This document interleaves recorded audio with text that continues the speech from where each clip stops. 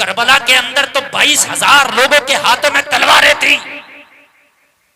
कहा था हुसैन खेमे से नहीं निकलने देंगे, खेमे से निकलने पे पाबंदी। हाथों में कमान लेके उनमें तीर चढ़ा करके खड़े थे। हुसैन बच्चों की भी खैर नहीं है, अगर बच्चा भी बाहर आएगा तो तीर से इस्तकबाल किया जाएगा। हुसैनी बच्चों को भी तीर का निशाना बनना पड़ा। लेकिन खुदा की कसम आपने सुना होगा कि हुसैन खेमे से भी निकले, तीर खाए, तलवारें खाई, मगर करबला के मैदान में हुसैन ने फिर भी सजदा करके दिखाया, ये हुसैन है, ये हुसैन है। तीर चले, तलवारें चली, नेज़े चले, वो चलते रहे, मगर सूखे हुए रेगिस्तानों पर जिसने सजदा करके दिखाया वो हुसैन है, वो हुसैन है। हुसैन दुनिया में एक है, हुसैन कायनात में एक है। हुसैन अली का बेटे को कहते हैं, नबी के नवासे को कहते हैं। जो करबला के मैदान में 22,000 चलती हुई तलवारों के सामने सजदा कर ले, वो हुसैन होता है। और जो अपने सारे काम छोड़कर मस्जिद में जाके नमाज पढ़ ले, वो हुसैन ही होता है। नारे तकबीर, नारे रिसालत, नारे रिसालत, जिक्रे हुसैन, जिक्रे हुसैन, या हुसैन, या हुसैन, नारे तकबीर, सुभान अल्लाह, सुभान अल्लाह। देखिए हुसैन एक है, दूसरा हुसैन नहीं आ सकता। ऑपरेटर साहब कॉलम की आवाज बढ़ा के और थोड़ा सा बेस बढ़ाएं, कॉलम की आवाज दें। कॉलम जो है इसकी आवाज बढ़ाएं और थोड़ा बेस दें, इसमें बेस। आप समझिए हुसैन एक ही है, दूसरा नहीं हो सकता क़यामत तक। लेकिन हुसैनी लाख भी हो सकते हैं, करोड़ों भी हो सकते हैं। जो हुसैन के रास्ते पे चले वो हुसैनी है, और वो हुसैनी, वो सच्चा हुसैनी है। आप हुसैन नहीं बन सकते। हुसैन एक है, जो फातिमा का दूध पीता है वो हुसैन होता है। जो अली की उंगलियां पकड़ के चल ले वो हुसैन होता है। जो नबी के कांधों पे सवारी खाए वो हुसैन होता है।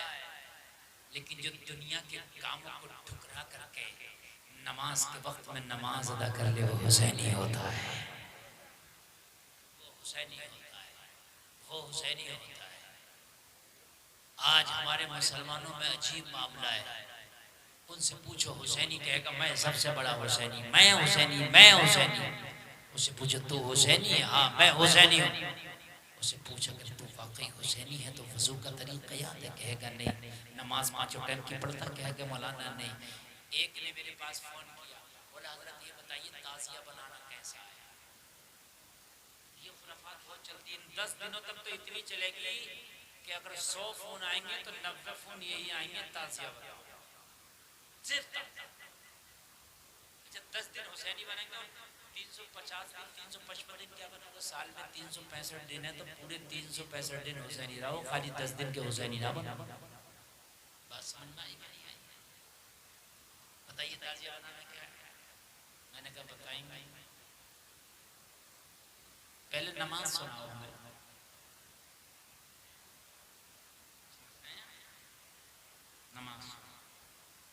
नमाज सुनी तो खुदा की कसम अगर 90 ताज़ियादारों ने फोन किया तो मुश्किल से 88 के नमाज याद नहीं निकली, सिर्फ 2 के। और 2 के भी ऐसे निकली कि अगर कवायद की रोशनी में सुनी जाती तो वो भी नहीं। अब मुझे बताइए कहाँ की हुसैनियत है? बताइए आप मुझे, कौन सी हुसैनियत है? मैं नहीं मानता इस हुसैनियत को। नमाज याद नहीं है, ताज़िये के लिए मरा फिर रहा, मौलवियों को गालियां दिए फिर रहा, ये कौन सी हुसैनियत है?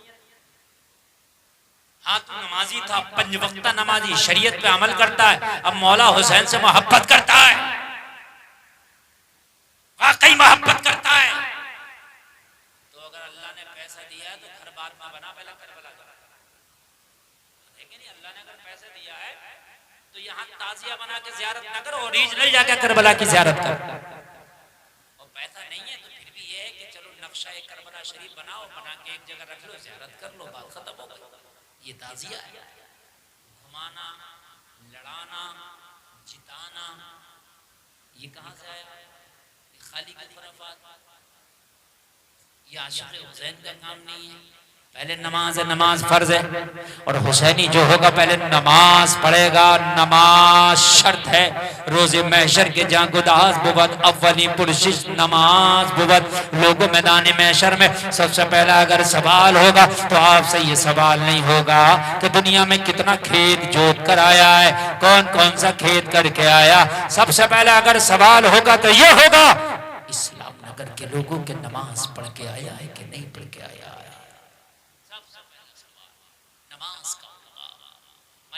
खाली है, मस्जिदें आज वीरान है, मस्जिदों के मीनारों से अजानों की आवाजें आती है, लेकिन कोई जाने की कोशिश नहीं करता। हम बवेले करते हैं। जो हजारों खुदाओं को मानते थे आज वो एक प्लेटफॉर्म पर खड़े हैं। जो एक खुदा को मानते थे वो हजारों जगह पर गए। हुसैनियत क्या है आज मैं आपको बता करके जाऊंगा। तेरे पड़ोस में अगर कोई भूखा है तो उसको खाना खिलाते, ये हुसैनियत है। अगर कोई गरीब बच्ची है उसके निकाह में उसकी मदद कर दे, ये हुसैनियत है। अगर कोई बीमार है उस बीमार का इलाज करा दे, ये हुसैनियत है। कोई कमजोर है उसे सता रहा है, कोई उसका साथ दे दे, ये हुसैनियत है। अगर तुम्हारे गांव में तुम्हारी बस्ती में कोई हराम काम होता है, गलत काम होता है, उसे रोक दो, ये हुसैनियत है। किसी की शादी में डांस पार्टी हो रही है, कोई रोकने नहीं जाता। देखने के लिए हजारों लोग चले जाएंगे। कुर्सियां डाल के एक से एक आगे बैठा होगा, छतों पे खड़े होंगे, औरतें छतों पे खड़े होंगी। भैया कुर्सी डाल के देख रहा है डांस पार्टी, तो बहन छत पे से देख रही, देख वो भी रही होती। भैया सोच रहा था मैं देख रहा हूँ, बेटा तू ही नहीं देख रहा, तेरी बहन भी देख रही है। हुसैनी है, डांस पार्टी देख रहे हैं, हम हुसैनी है। अगर कोई हराम काम होता रोक दो, यही हुसैनियत है। इसलिए कि हुसैन मदीने में रहते थे, यजीद शाम में रहता था। मेरे हुसैन उसके हराम कामों को रोकने के लिए करबला पहुंचे हैं, रोक के दिखाऊंगा। और हुसैन ने यजीद के हराम कामों को रोक दिया। ये हुसैन रोक दिया। हम कहने हमें क्या जरूरत पड़ी है? मस्जिद के इमाम साहब आए तो तकरीर करने के लिए मस्जिद के इमाम साहब तकरीर करेंगे कि नाचना गलत है, शराब पीना गलत है।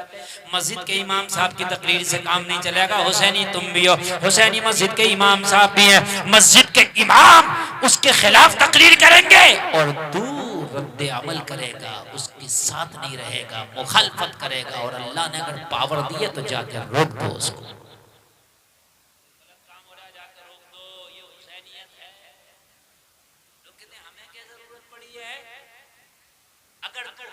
हुसैन कहते थे मुझे क्या जरूरत पड़ी है?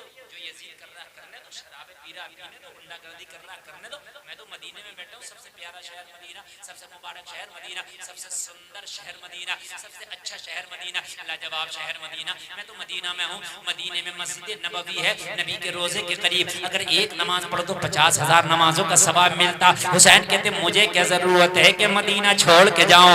एक नमाज पढ़ूंगा तो 50,000 नमाजों का सवाब मिलेगा। मैं क्यों जाऊं करबला के जंगलों में? मैं क्यों जाऊं वहां कूफा में? मैं क्यों जाऊं बेवफा लोगों के पास? मैं क्यों जाऊं गद्दारों के पास? मैं क्यों जाऊं प्यास के लिए? मैं क्यों जाऊं अपने बच्चों को भूखा रखने के लिए? मैं क्यों इतना लंबा सफर करूं? मैं तो यही सजदे करूंगा, यही मौला मौला करूंगा, यही अल्लाह अल्लाह करूंगा। नहीं, हुसैन उसे कहते हैं जो शरीयत के खिलाफ काम हो तो मदीना छोड़ के उसे रोकने पे राजी हो जाए।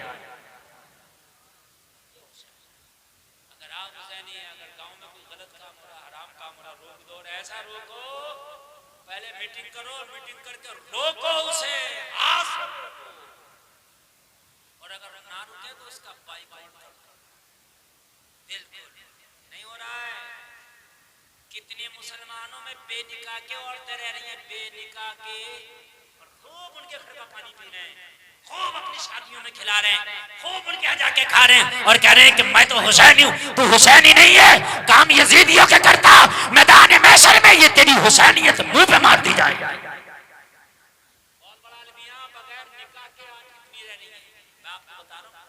आपको हजरत आपको कैसे पता? तो सुनो, कुछ तो ऐसे हैं कि उन्होंने अपनी बीवी को गुस्से में तलाक दे दिया और ऐसे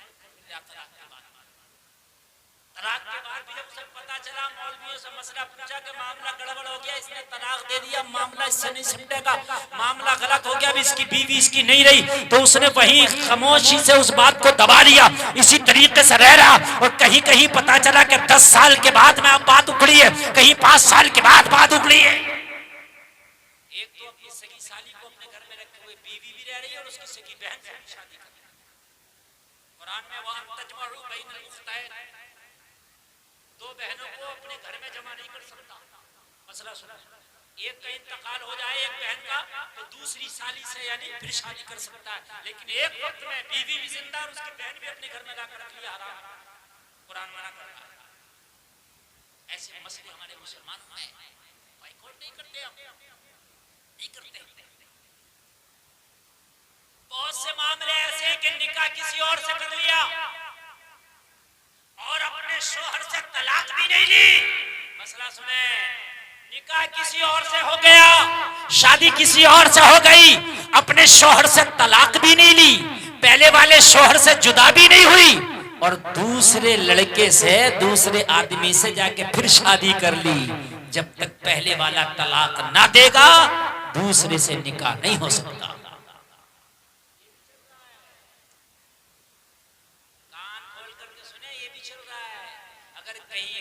चल रहा हो तो आज मैं आपको बता करके जा रहा हूं, लोगों मुखालफत करना। आज दीन इतना खत्म हो गया, लोगों के दिलों से ईमान इतना निकल गया, ये हराम है। बगैर निकाह के अपने घर में रख रहा बीवी को, ये हराम है। उसके बावजूद भी गांव वाले, बस्ती वाले खूब उससे दोस्ताना, खूब मामला ताल्लुकात लड़ा रहे। मैदान महशर में क़यामत के दिन अल्लाह ताला इसके साथ तुझे भी खड़ा कर देगा। काम हो तो मुखालफत करो उसकी। कोई डीजा बजाए ना, डीजा समझ रहे हैं, मना करो और ना माने तो चुपके से 112 नंबर पे कॉल कर दो। तो सुविधा इतनी लंबी है, तेरा पता भी ना चलेगा। डीजा पुलिस वाले आके जब तक फरमाना देंगे जब तक जा नहीं सकते इस काम को, जा नहीं सकते, कोई भी ना करेगा। समझ रहे हैं, कोई नहीं करेगा। करो इस काम को।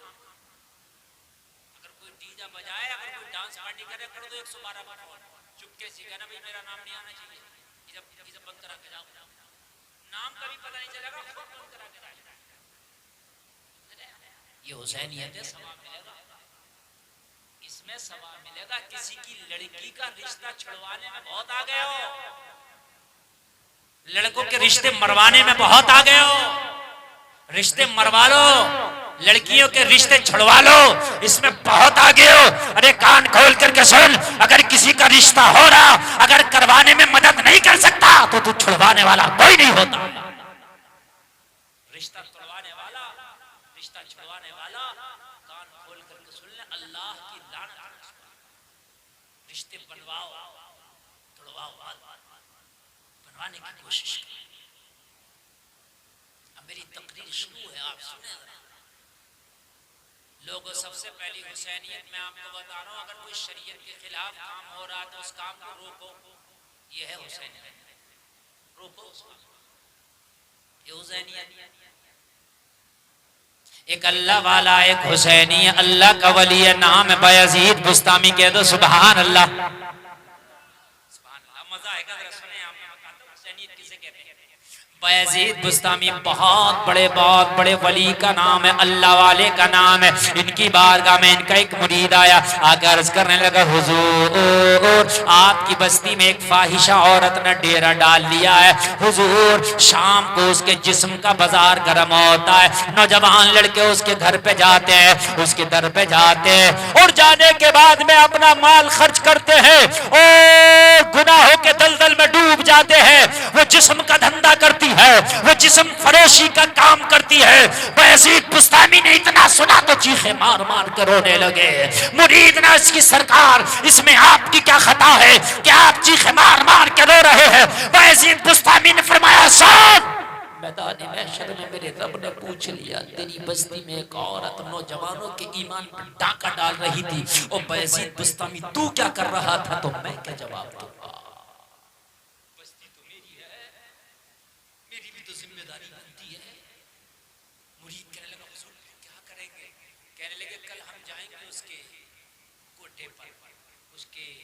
पर, उसके घर पर।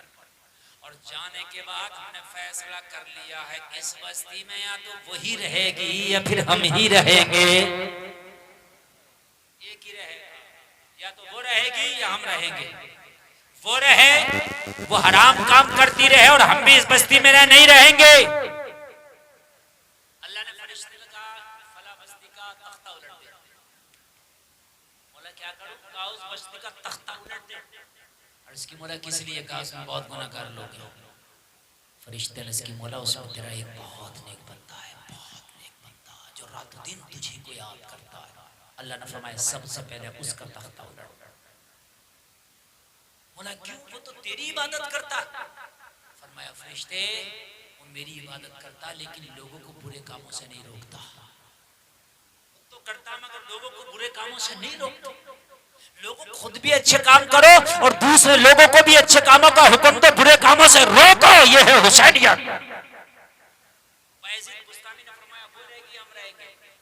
दूसरा दिन आया, बायजीद बुस्तामी ने मुसल्ला उठाया, फाहिशा के दरवाजे पे जाके लगा दिया, बिछा दिया, बैठ गए। उसके दरवाजे पे बैठ के अल्लाह अल्लाह की सलाएं बुलंद करने लगे। सुभान अल्लाह। अब जलसा और तकरीर शुरू हो रही है, बिल्कुल तवज्जो के साथ और सुने। कोई भी उठने की कोशिश नहीं करेगा, इसलिए कि आज जो ये जलसा हो रहा है ये रोज रोज नहीं होगा। ये आज आपकी किस्मत है कि हुसैन ने आपको बुला लिया। सब नहीं आते हैं, उनके जिक्र में वही आते हैं जिसको मौला हुसैन बुलाते हैं।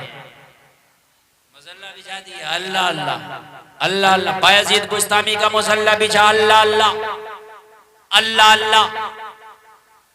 शाम का वक्त आ गया, असर का वक्त हुआ, नमाज असर पढ़ी, अल्लाह अल्लाह।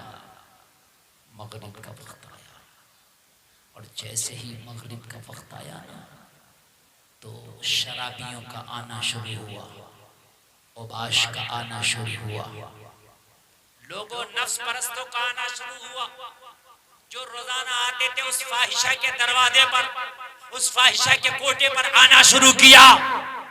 जैसे ही आना शुरू किया, बायजीद बुस्तामी को जब बैठा पाया तो किसी की इतनी हिम्मत नहीं थी कि बायजीद बुस्तामी के सामने भी उसकी चौखट पर खड़ा रहे।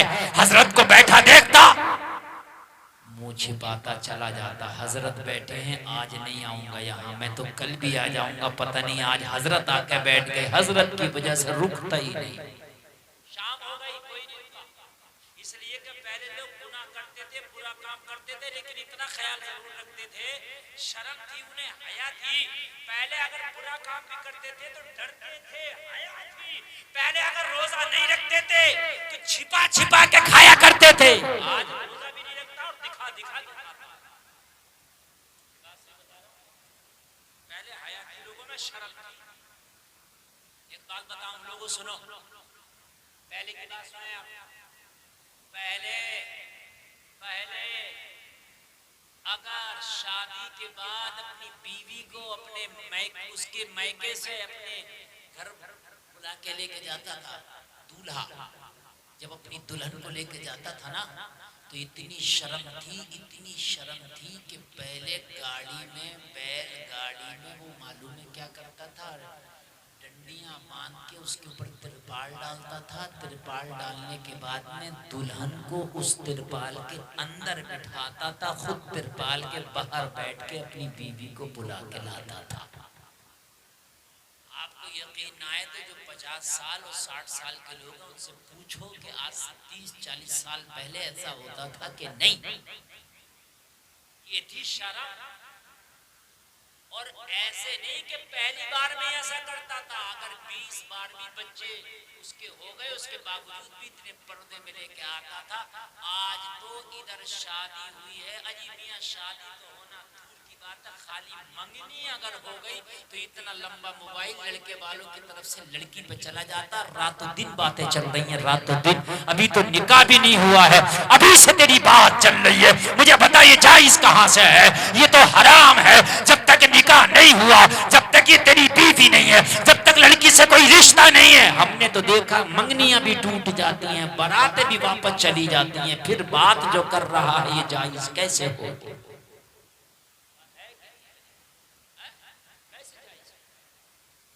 बात चल बात चल रही है। भाई कमेटी वालों चाय का चक्कर ना पिलाओ, बिल्कुल डिस्टर्ब ना करो। अब मेरी तकरीर शुरू हो गई है ना, आप लोग बहुत मोहब्बत से सुनते रहे।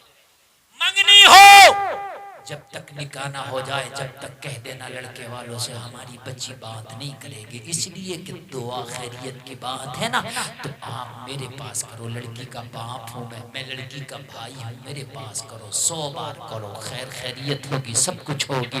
लेकिन हमारे घर की बच्चियां जब तक निकाह नहीं हो जाता, जब तक बातें नहीं करती हैं, इसलिए कि जब तक निकाह नहीं होता, इन बच्चियों की जिम्मेदारी हमारी है, इनके पर्दे का ख्याल रखना ये मेरी जिम्मेदारी है। लेकिन जब निकाह हो जाए तो वो तेरी बीवी हो जाएगी, अब जिम्मेदारी तेरी है। अब तू जिस तरह से चाहे इसे रख, इसलिए कि अब सवाल तुझसे होगा।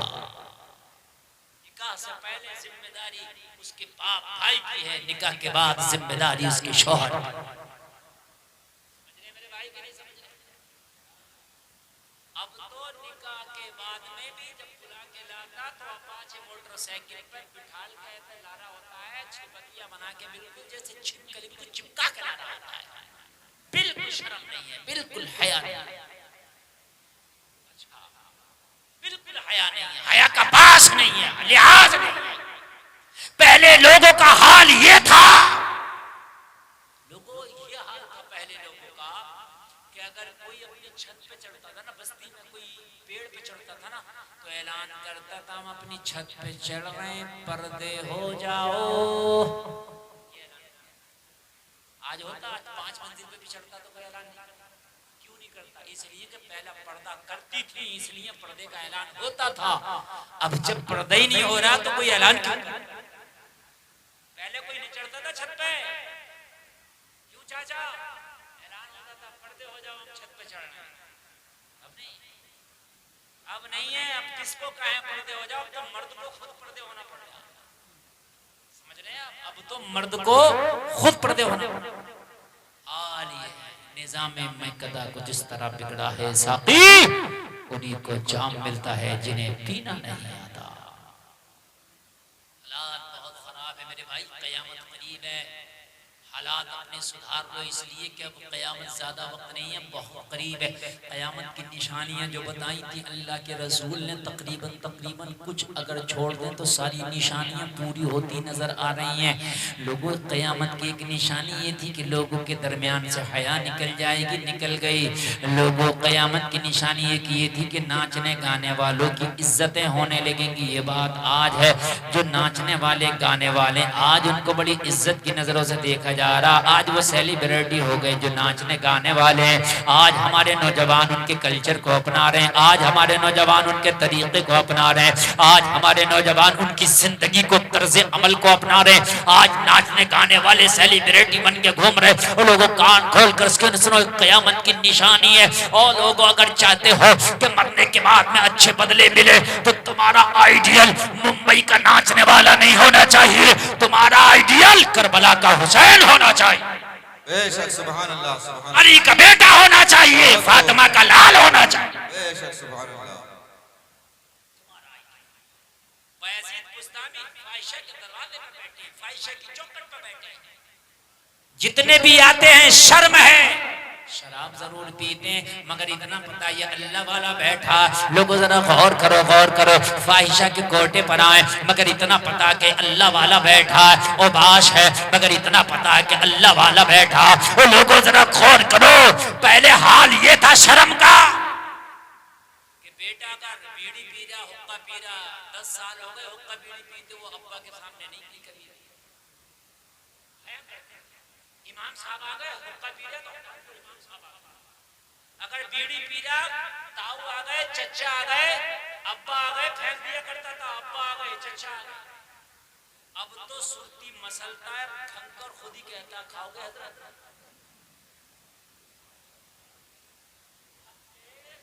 और खूब मसल के कहता खाओगे। हया, हया बिल्कुल शर्म नहीं रही। ये क़यामत की निशानी है। बायजीद बुस्तामी बैठे हैं अल्लाह वाले, और उनकी वजह से कोई रुक गई नहीं। मगरिब का वक्त हो गया, मस्जिद में अजान होने लगी, मस्जिद में पुकारने वाला पुकारने लगा, अल्लाहु अकबर अल्लाहु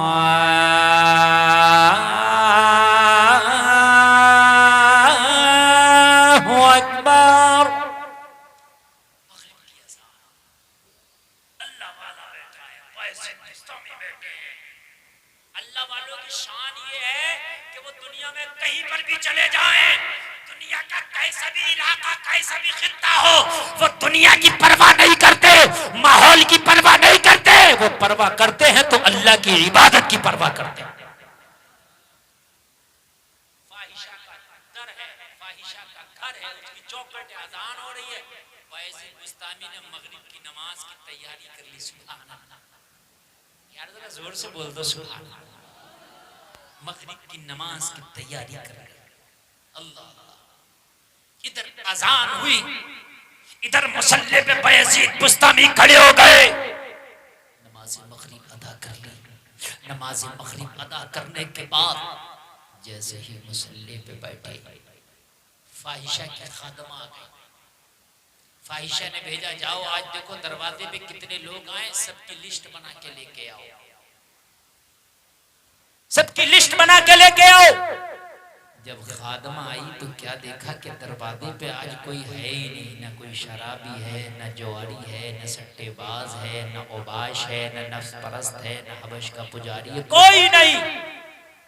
एक बैठा है दाढ़ी वाला, टोपी वाला, तस्बीह वाला, मुसल्ले वाला, एक बैठा।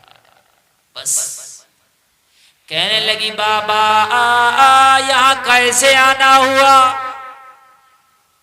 क्या रास्ता भूल गए?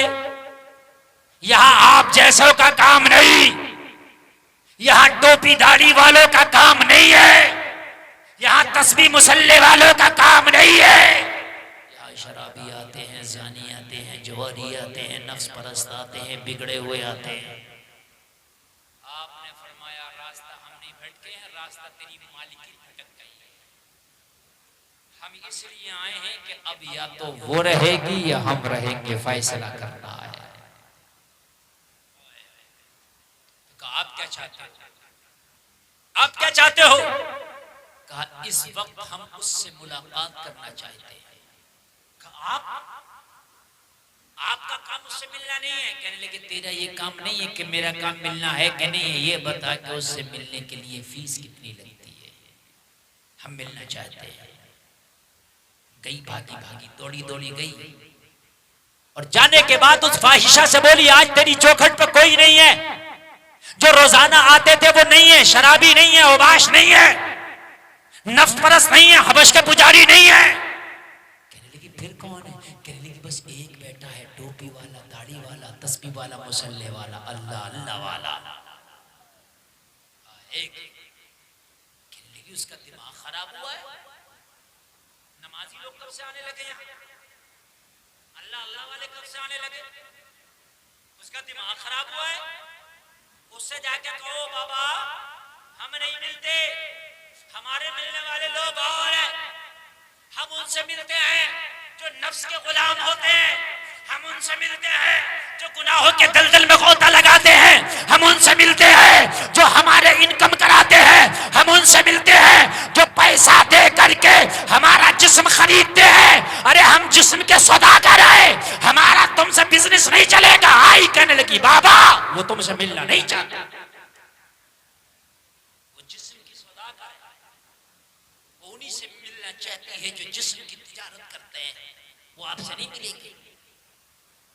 बयजीद बुस्तामी ने मुस्कुरा के फरमाया, वो बेटी उससे ये पूछ के आया कि तुझे टोपी दाढ़ी तस्बीह मुसल्ले से कोई मतलब नहीं, उससे ये पूछ के मिलने की कीमत क्या लगेगी। जमाना देखो अल्लाह वाला काम करता है, कभी कभी अल्लाह वाले के काम उल्टे होते हैं, जमाने को उल्टे नजर आते हैं मगर हकीकत में वो काम सीधे होते हैं। उल्टी ही चाल चलते हैं दीवानगाने इश्क, आंखों को बंद करते हैं दीदार के लिए। अल्लाह वालों की शान निराली होती है, दुनिया वालों की नजर में काम उल्टे नजर आते हैं मगर वो सीधे होते। कहने लगे हम मिलना चाहते हैं, उससे ये पूछ मिलने की कीमत क्या लगेगी। अरे वो जिस्म की सौदागर है ना, उसे तो कीमत चाहिए ना, कीमत देने हम तैयार हैं। फिर गई, कहने लगी वो मिलना चाहता है, वो जिद कर रहा है, वो चाहता मिलेगा और वो कीमत पर मिलना चाहता, कीमत देना चाहता है। फाहिशा ने इतनी कीमत बताई, इतनी कीमत बताई, इतनी ज्यादा कीमत बताई ताकि कीमत सुन के वो उससे मुलाकात का मुश्ताक था। और एक बात बताऊं मैं आपको, बड़ी प्यारी बात बता रहा हूँ, बड़ी अच्छी बात बता रहा हूँ, सुनिए जरा इस बात को गौर से। अगर आप अच्छे हो जाओ तो अल्लाह का करम आपके ऊपर ऐसा होता है कि बुराई आप तक नहीं आती है, अल्लाह ताला बुराई को आपसे पहले ही बचा देता है।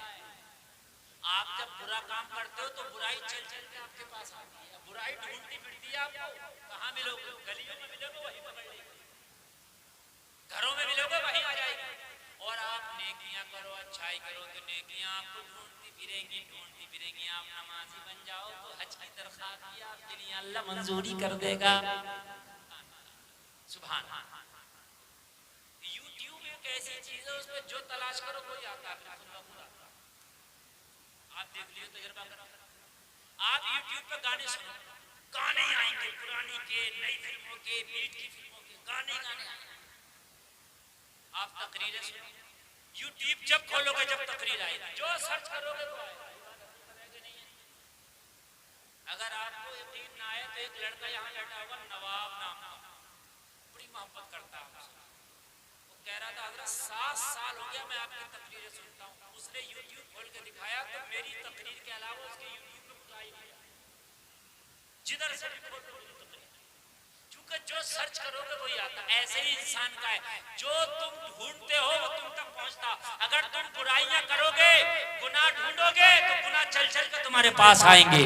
और अगर नेकियां करोगे, अच्छाइयां करोगे तो नेकियां चल चल के तुम्हारे पास आएंगी।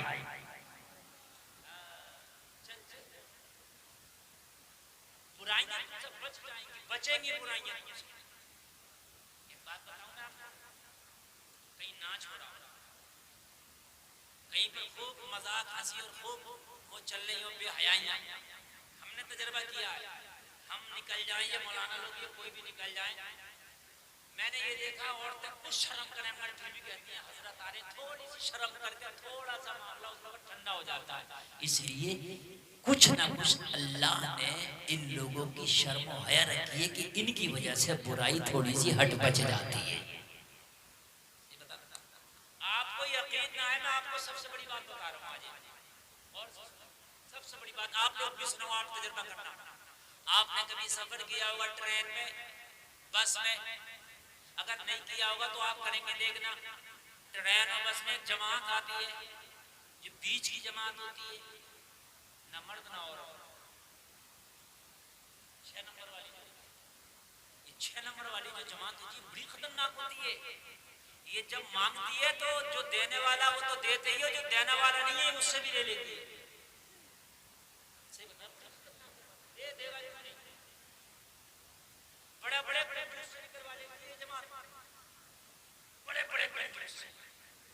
मगर अल्लाह का शुक्र है, मुझे आज 14 साल हो गए सफर करते हुए, पूरे हिंदुस्तान का सफर करता हूँ।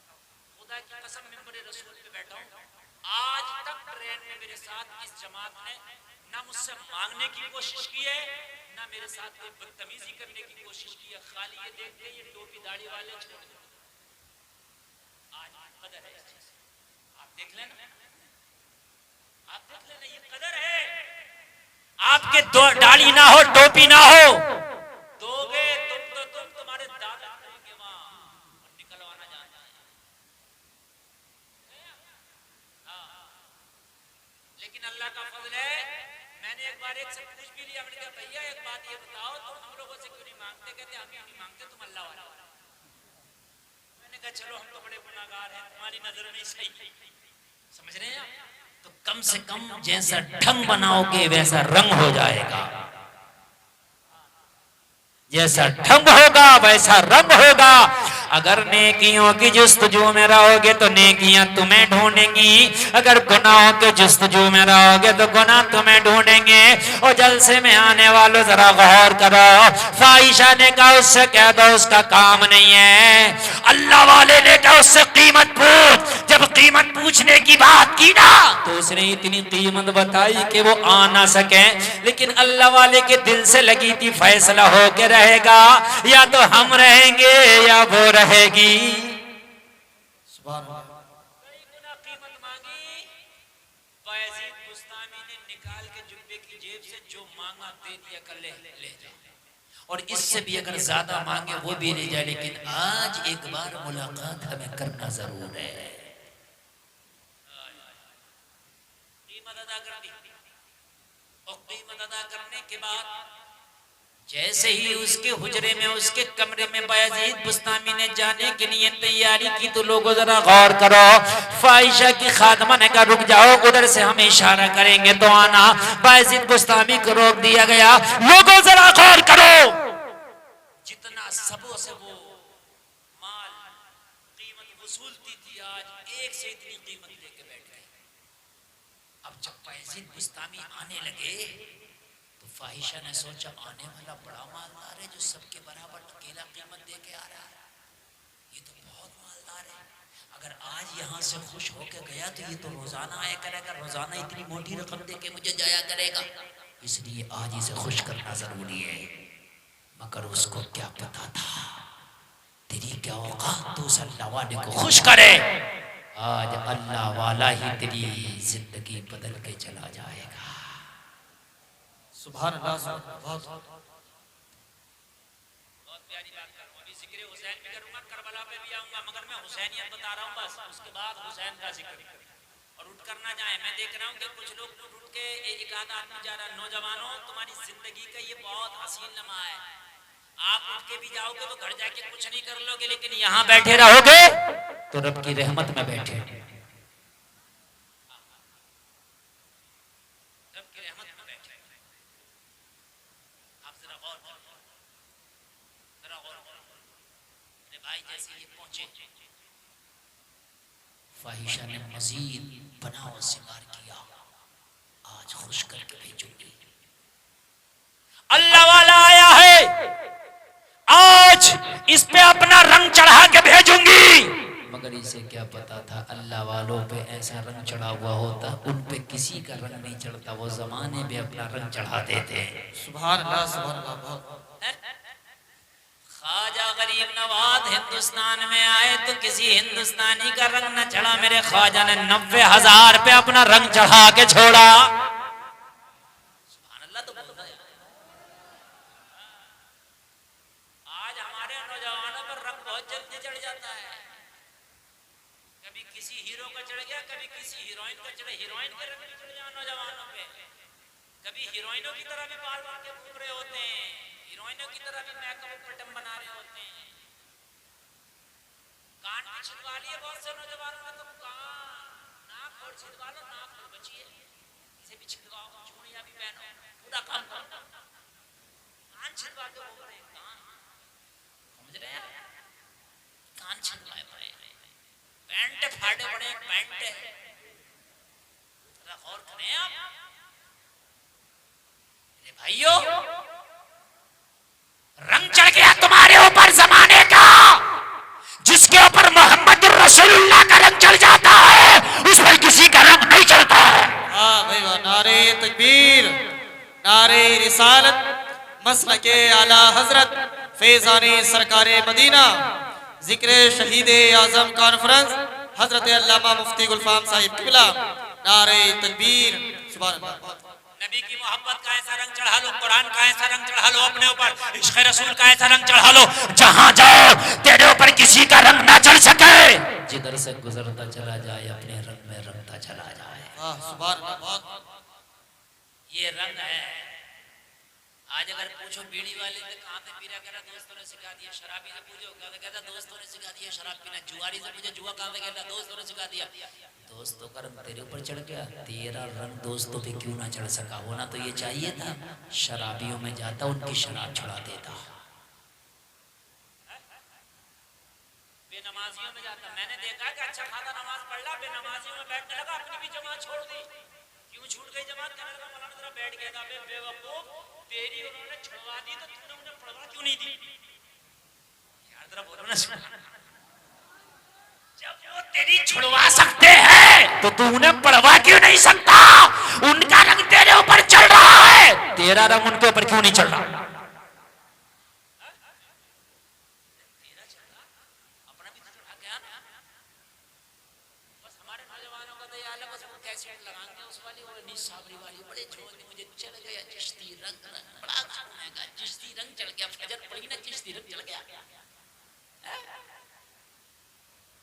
बेपर्दगियों का घर में माहौल है, तेरे पर चिश्ती रंग चढ़ गया। तेरे पर चिश्ती रंग नहीं, तेरे पर बुरान चढ़ गया। बुरान तुझे आगरे के पागल खाने में जाने की जरूरत है। सही बता रहा हूं, चिश्ती रंग चढ़ गया। खुदा की कसम, अगर चिश्ती रंग चढ़ गया होता तेरे ऊपर तो तेरे रंग ढंग खैरों की तरह नहीं होते, तू सुन्नत रसूल के सांचे में ढला होता।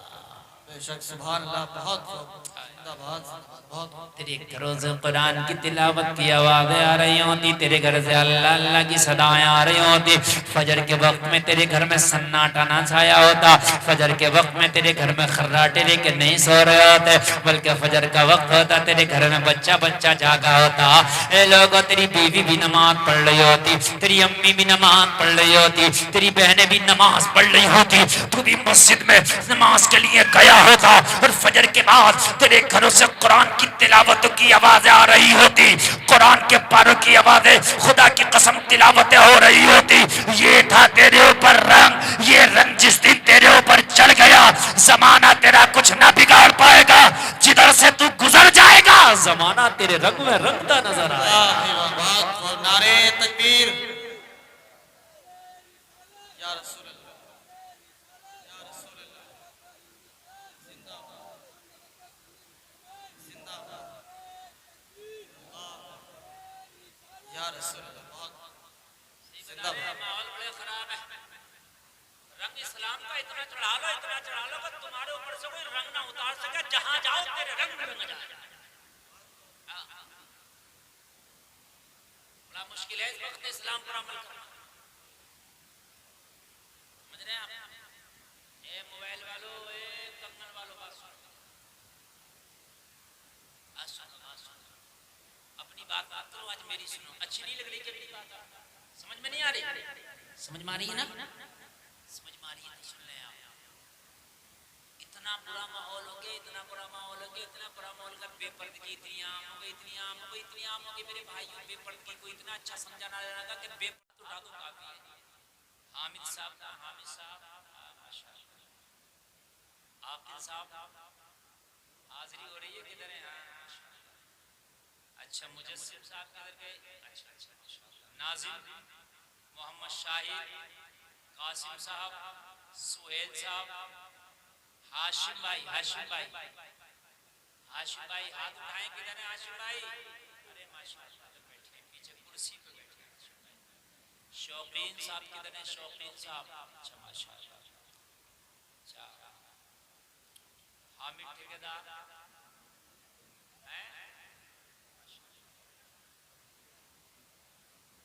इब्ने हसन किधर है? माशाल्लाह। साहब, ये शकील साहब किधर है? शकील साहब सो गए? आए? इतनी पीछे बैठे? मुनाजिर हुसैन किधर है? अच्छा, आप बैठे। माशाल्लाह। ये लोगों के नाम मैंने, इन्होंने बड़ी मेहनतें की हैं और इनके अल्लाह जज्बों में और तरक्कियां दी। किसी का नाम ना लिया तो ये ना सोचे हजरत ने हमारा नाम नहीं लिया। किसी का नाम हम लें या न लें, अल्लाह सबके नाम जानता है और अल्लाह दिलों के हाल जानता है। अल्लाह दिलों में खुलूस अता फरमाए। थोड़ा सा इसका ईको कम करें ऑपरेटर साहब, आपका मैक अच्छा है, ईको कम कीजिए इसका थोड़ा सा। हाँ, अल्लाह दिलों के हाल जानता है। और सुनिए, इन्नमल अमालु बिन्नियात, अमल का दारोमदार नियत के ऊपर। नियत अगर आपकी सच्ची है, अच्छी है, तो उसका बदला अल्लाह ताला आपको जरूर अता फरमाएगा। अब मैं तकरीर इंशाअल्लाह शुरू कर रहा हूँ और अब आप बिल्कुल अपने आप को बांध लें और सोचें कि अब जो मैं बोलूंगा उसको आप याद भी कर लें। देखिए, करबला का जिक्र बचपन से सुनते आए, आप भी सुनते आए होंगे, हमने पढ़ा भी है, सुना भी है। हजरात, सुनते सुनते कितने लोग जवान हो गए, जवान से बूढ़े हो गए करबला का जिक्र सुनते सुनते। लेकिन सिर्फ करबला का जिक्र सुन लेना काफी नहीं है, करबला का जिक्र करा लेना और कर लेना काफी नहीं है। कमाल जब है कि जब करबला वालों की जिंदगी को अपनाया जाए। कमाल करबला वालों की जिंदगी को अपनाया जाए, ये कमाल। हजरात, पूरी जिंदगी भी अगर आपने करबला वालों का जिक्र सुना और आप करबला वालों के तरीके को ना अपना सके, आपने पूरी जिंदगी करबला वालों का जिक्र किया मगर करबला वालों के आप रास्ते पे ना चल सके, तो खुदा की कसम ये जिक्र करना और सुनना किसी काम का नहीं।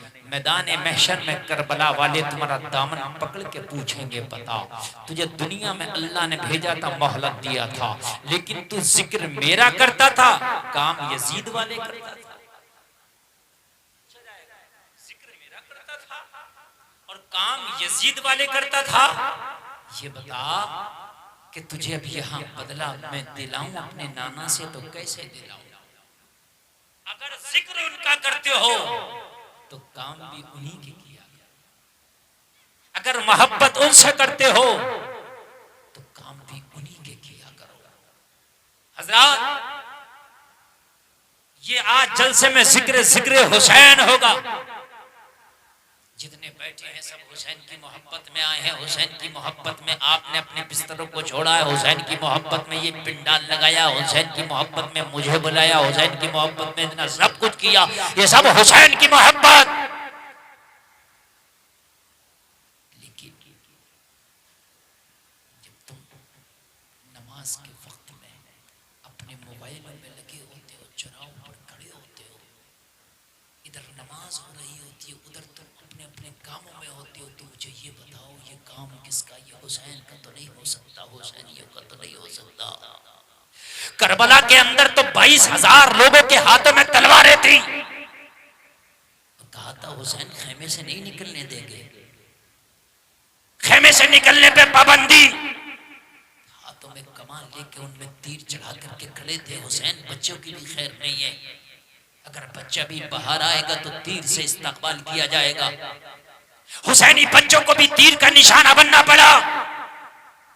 लेकिन खुदा की कसम, आपने सुना होगा कि हुसैन खेमे से भी निकले, तीर खाए, तलवारें खाई, मगर करबला के मैदान में हुसैन ने फिर भी सजदा करके दिखाया, ये हुसैन है, ये हुसैन है। तीर चले, तलवारें चली, नेज़े चले, चलते रहे, सूखे हुए रेगिस्तानों पर जिसने सजदा करके दिखाया वो हुसैन है, वो हुसैन है। हुसैन दुनिया में एक है, हुसैन कायनात में एक है। हुसैन अली का बेटे को कहते हैं, नबी के नवासे को कहते हैं, जो करबला के मैदान में 22,000 चलती हुई तलवारों के सामने सजदा कर ले, वो हुसैन होता है। और जो अपने सारे काम छोड़कर मस्जिद में जाके नमाज पढ़ ले, वो हुसैनी होता है। नारे तकबीर, नारे रिसालत, नारे रिसालत, जिक्रे हुसैन, जिक्रे हुसैन, या हुसैन, या हुसैन, नारे तकबीर, सुभान अल्लाह, सुभान अल्लाह। देखिए, हुसैन एक है, दूसरा हुसैन नहीं आ सकता। ऑपरेटर साहब कॉलम की आवाज बढ़ा के और थोड़ा सा बेस बढ़ाएं, कॉलम की आवाज दें, कॉलम जो है इसकी आवाज बढ़ाएं और थोड़ा बेस दें, इसमें बेस। आप समझिए, हुसैन एक ही है, दूसरा नहीं हो सकता क़यामत तक। लेकिन हुसैनी लाख भी हो सकते हैं, करोड़ों भी हो सकते हैं। जो हुसैन के रास्ते पे चले वो हुसैनी है, और वो हुसैनी, वो सच्चा हुसैनी है। आप हुसैन नहीं बन सकते। हुसैन एक है, जो फातिमा का दूध पीता है वो हुसैन होता है। जो अली की उंगलियां पकड़ के चल ले वो हुसैन होता है। जो नबी के कांधों पे सवारी खाए वो हुसैन होता है।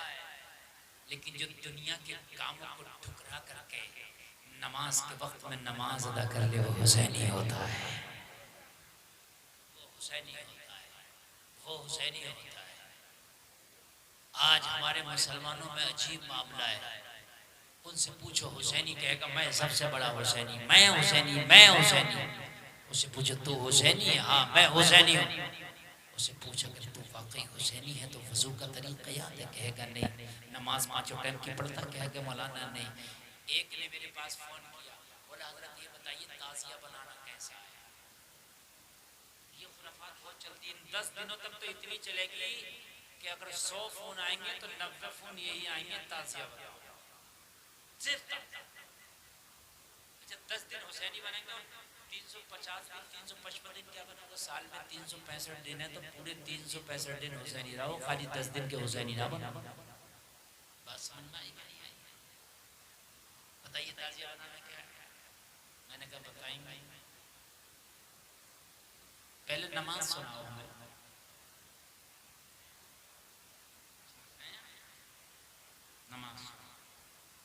नमाज सुनी तो खुदा की कसम अगर 90 ताज़ियादारों ने फोन किया तो मुश्किल से 88 के नमाज याद नहीं निकली, सिर्फ 2 के, और 2 के भी ऐसे निकली कि अगर कवायद की रोशनी में सुनी जाती तो वो भी नहीं। अब मुझे बताइए कहाँ की हुसैनियत है? बताइए आप मुझे कौन सी हुसैनियत है? मैं नहीं मानता इस हुसैनियत को। नमाज याद नहीं है, ताज़िये के लिए मरा फिर रहा, मौलवियों को गालियां दिए फिर रहा, ये कौन सी हुसैनियत है? हाँ तू नमाजी था, 5 वक्ता नमाजी, शरीयत पे अमल करता है, अब मौला हुसैन से मोहब्बत करता है, वाकई मोहब्बत करता है, तो अगर अल्लाह ने पैसा दिया है तो घर बाद में बना, पहला करबला का।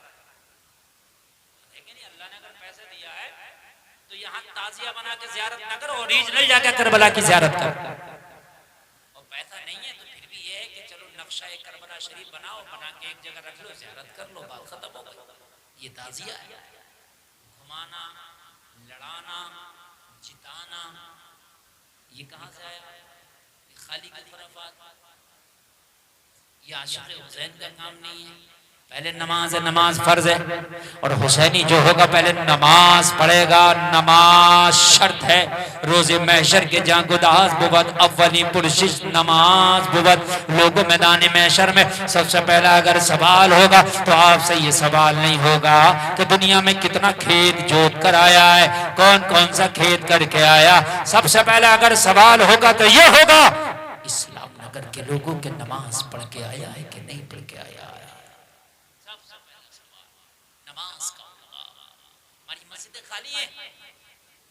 मस्जिदें आज वीरान है, मस्जिदों के मीनारों से अजानों की आवाजें आती है, लेकिन कोई जानने की कोशिश नहीं करता।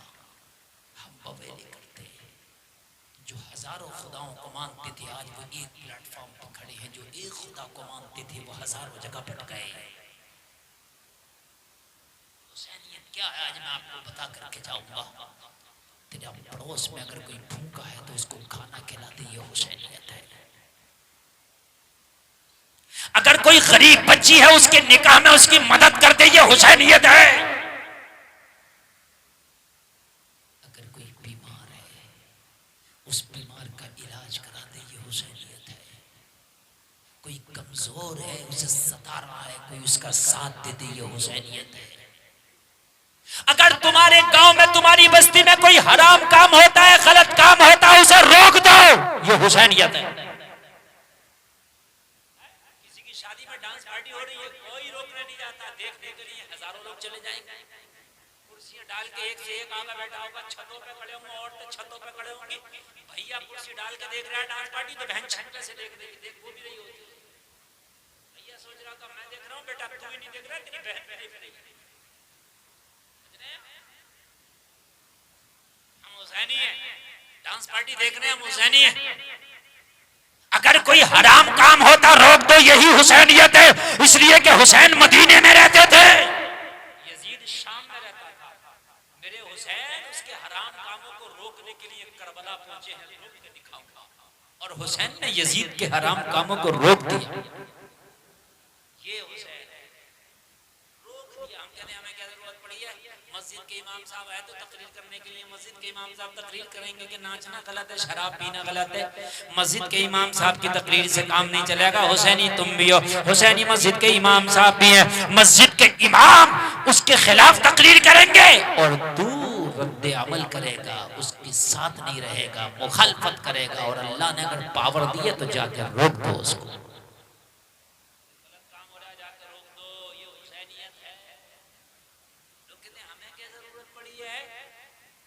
अगर तो हुसैनी हुसैन कहते थे मुझे क्या जरूरत पड़ी है? जो यजीद कर रहा करने दो, शराब पी रहा पीने दो, गुंडागर्दी कर रहा करने दो। मैं तो मदीने में बैठा हूँ, सबसे प्यारा शहर मदीना, सबसे मुबारक शहर मदीना, सबसे सुंदर शहर मदीना, सबसे अच्छा शहर मदीना, लाजवाब शहर मदीना। मैं तो मदीना में हूँ। मदीने में मस्जिद नबवी है, नबी के रोजे के करीब। अगर एक नमाज पढ़ो तो 50,000 नमाजों का सवाब मिलता। हुसैन कहते मुझे क्या जरूरत है कि मदीना छोड़ के जाऊं? एक नमाज पढ़ूंगा तो 50,000 नमाजों का सवाब मिलेगा। मैं क्यों जाऊं करबला के जंगलों में? मैं क्यों जाऊं वहां कूफा में? मैं क्यों जाऊं बेवफा लोगों के पास? मैं क्यों जाऊं गद्दारों के पास? मैं क्यों जाऊं प्यास के लिए? मैं क्यों जाऊं अपने बच्चों को भूखा रखने के लिए?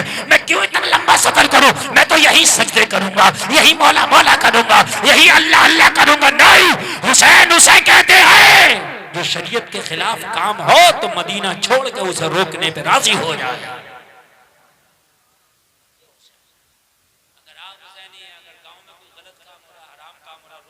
ऐसा रोको, पहले मीटिंग करो, मीटिंग करके रोको उसे, आज और अगर ना रुके तो उसका बाइकआउट कर दो। बिल्कुल नहीं हो रहा है। कितने मुसलमानों में बेनिकाह के औरतें रह रही हैं, बेनिकाह के, और खूब उनके घर का पानी पी रहे हैं, खूब अपनी शादियों में खिला रहे हैं, खूब उनके यहाँ जाके खा रहे हैं और कह रहे हैं कि मैं तो हुसैनी हूँ। तू हुसैनी नहीं है, काम यजीदियों के करता।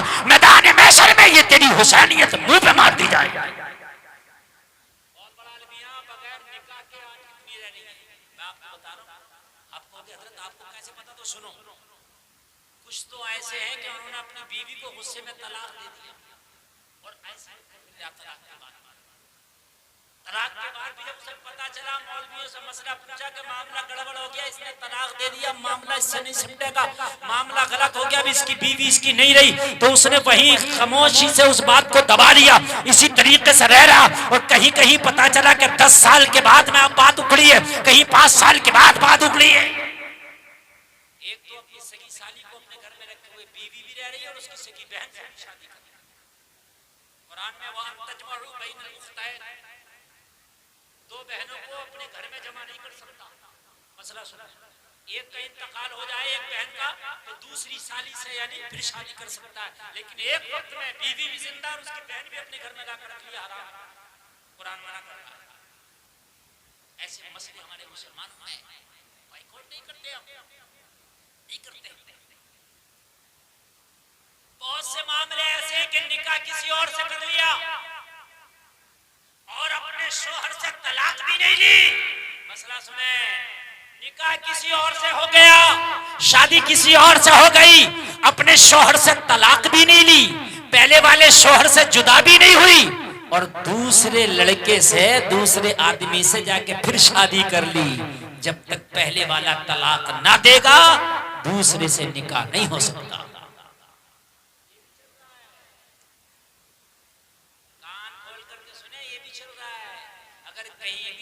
चल रहा हो तो आज मैं आपको बता करके जा रहा हूं, लोगों मुखालफत करना। आज दीन इतना खत्म हो गया, लोगों के दिलों से ईमान इतना निकल गया, ये हराम है।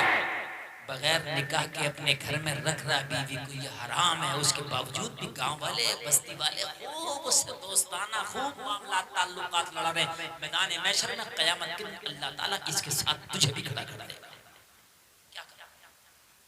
काम हो तो मुखालफत करो उसकी। कोई डीजा बजाए ना, डीजा समझ रहे हैं, मना करो और ना माने तो चुपके से 112 नंबर पे कॉल कर दो। तो सुविधा इतनी लंबी है तेरा पता भी ना चलेगा। डीजा पुलिस वाले आके जब तक फरमाना देंगे जब तक जा नहीं सकते इस काम का, जा नहीं सकते, कोई भी ना करेगा, समझ रहे हैं, कोई नहीं करेगा। करो इस काम को। अगर कोई डीजे बजाए, अगर कोई डांस पार्टी करे, कर दो 112 पर फोन, चुपके से कहना भाई मेरा नाम नहीं आना चाहिए, ये सब बंद करा के जाओ। नाम का भी पता नहीं चलेगा, खुद बंद करा के जाओ। ये हुसैनियत है, सवाब मिलेगा इसमें, सवाब मिलेगा। किसी की लड़की का रिश्ता छुड़वाने में बहुत आ गए हो, लड़कों के रिश्ते मरवाने में बहुत आ गए हो।